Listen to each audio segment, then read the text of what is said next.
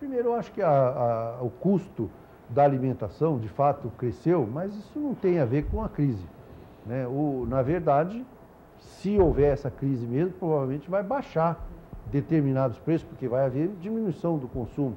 O que nós verificamos é o seguinte: houve um aumento do consumo, um aumento do poder aquisitivo, principalmente das camadas mais pobres da população. Houve um número de pessoas que eram consideradas pobres, que passaram a ser classificadas como classe média e que começaram a consumir mais. Então, isso acabou associado aos problemas. O feijão teve falta na produção, diminuiu a produção, uma série de outros fatores acabou levando a um aumento. Então, uma pergunta de São Paulo sobre isso. Por que a gente tem a sensação no Brasil, quando é divulgada a notícia de que a crise não existe, que não existe inflação, por que quando a gente vai no supermercado, por que quando a gente vai comprar alguma coisa e a gente percebe que as coisas subiram ou que os produtos diminuíram? Então eu gostaria de saber isso do ministro. Bem, essa pergunta é muito inteligente. Eu diria assim, acho que todo mundo aqui sabe disso. Nós temos uma inflação controlada na casa aí dos 5,2, as últimas projeções que foram feitas para o ano, mas, de fato, houve uma inflação maior para quem ganha menos. Ou seja, a pessoa que vai no supermercado fazer compra e que tem uma renda menor, teve um aumento, porque a inflação, de certa forma, se concentrou em alguns itens, principalmente os alimentos, alguns itens da cesta básica. Então, isso... A taxa de juros tem a ver com esses aumentos ou ela está impedindo que eles sejam maiores? Não, a taxa de juros do Banco Central, com certeza, tem a ver com... o principal motivo de mexer na taxa de juros é o comportamento da inflação. O Banco Central faz essa política monetária. Quando a inflação começa a aumentar, eles aumentam os juros e aliviam quando ocorre o inverso. Agora, nós temos outros fatores. Nessa crise, com certeza, houve um aumento da taxa de juros, não a taxa de juros básica da economia, que é essa que o Banco Central estipula, mas a taxa praticada pelos bancos no mercado, essa com certeza subiu por causa da falta de confiança, né? Temos Copom agora no final do mês, em outubro, no momento em que todo mundo está... Você teve uma ação coordenada dos principais bancos centrais dos países desenvolvidos, reduziram em 0,5 ponto percentual a taxa de juros deles.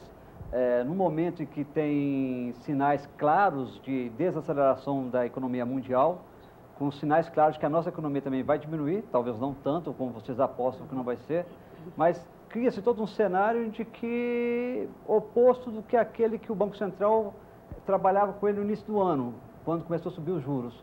É hora de parar de subir os juros no Brasil? Olha, primeiro, nós temos uma regra no governo de não ficar dando palpite nessa questão dos juros. Não é nem uma postura pessoal, isso é determinação do presidente. Por outro lado, eu acho que a sua avaliação é correta, né? Tudo indica que, tendo uma desaceleração na nossa economia, mesmo que seja pequena, também vai diminuir a pressão inflacionária. E esse é o motivo do Banco Central mexer com o juro. Ou porque tem inflação e ele aumenta o juro para tentar segurar a demanda, ou o contrário. Eu diria assim, hoje é muito mais lógico pensar que o Banco Central não tem motivo para aumentar o juro, né? Mas nós temos que analisar, eles fazem os relatórios mensais, semanais, para avaliar o comportamento da inflação e aí, se houver necessidade, vão mexer. A desvalorização do real nesse momento não é inflação daqui a pouco? Eu diria assim, olha, o contrário foi não inflação. Quando o dólar caía pelas tabelas, aí estava quase chegando a 1,50, isso foi um componente que ajudou a controlar a inflação. Então, os preços aqui ficaram mais comportados, porque havia uma concorrência do importado que vinha mais barato e toda uma série de outros fatores aí ligados ao câmbio. Então, quando muda e desvaloriza o real e o dólar sobe, nós poderíamos supor que haveria o inverso. Mas primeiro eu acho que tem muito de insegurança, muito de especulação, de falta de confiança. Temos uma pergunta sobre essa questão da insegurança. Nesse aumento do dólar. Lá do e Rio de depois Janeiro. acho que é momentâneo também, então não vejo razão para ter aumento de preço por causa disso. Temos uma pergunta do Rio de Janeiro. Lido com pessoas de baixa renda e estamos tendo aí uma inflação antes deste boom econômico. Eu quero saber se essa inflação vai piorar com o problema da economia no país. De fato, nós até mencionamos isso aqui. Ó, o primeiro semestre, a grande sensação para os colunistas econômicos era isso, a questão da inflação. Se a inflação ia... Já tinha gente falando que ia chegar a 7% esse ano. Hoje, nós estamos com projeções aí que dão conta da ordem de uma inflação de 5,2%.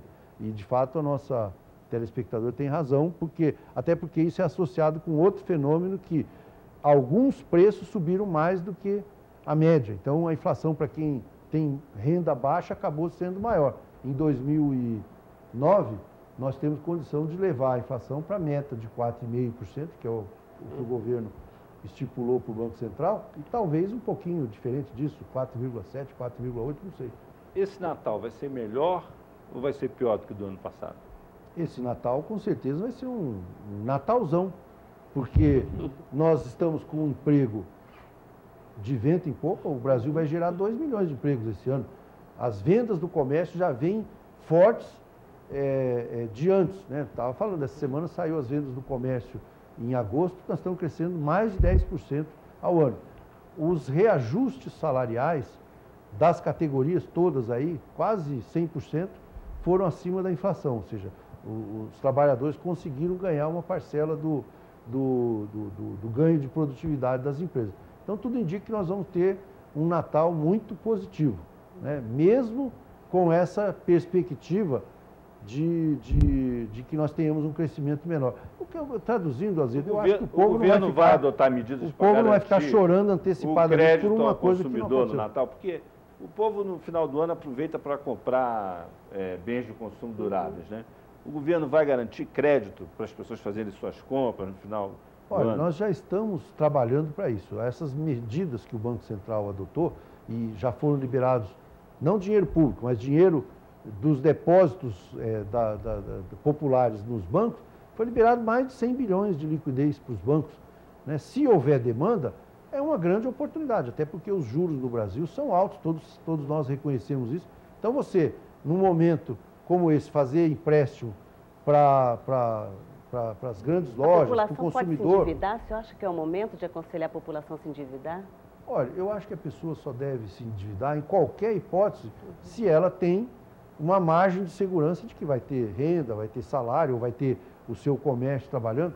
Então, sempre é bom não se endividar no limite máximo, né? Eu acho que isso aí vale para qualquer ocasião. Talvez, numa situação como essa hoje, nós tenhamos que ter um pouco mais de prudência, dar um limite um pouco menor.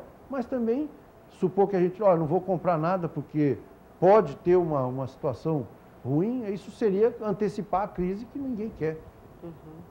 Nós trabalharemos a economia. Voltando ao que o senhor falou logo no início, o senhor falava que o sistema financeiro brasileiro estava totalmente imune a esse solavanco na economia internacional.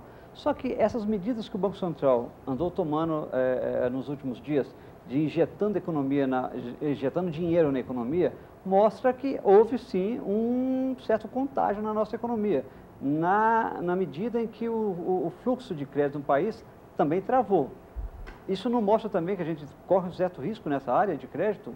Isso pode, de repente, comprometer o Natal, que você está falando que vai ser um Natalzão, mas até agora, inclusive, o Banco Central jogou dinheiro na economia e os bancos estão segurando esse dinheiro, eles não estão ainda emprestando esse dinheiro.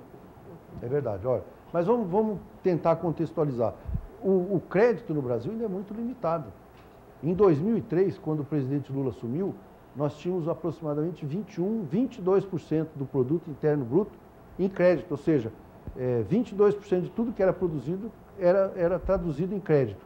Nós adotamos medidas que foram gradativamente elevando. Hoje nós estamos na casa dos 35%, 36% do produto interno de crédito. Os Estados Unidos é mais de 100%, no Japão é quase 1,2 PIBs.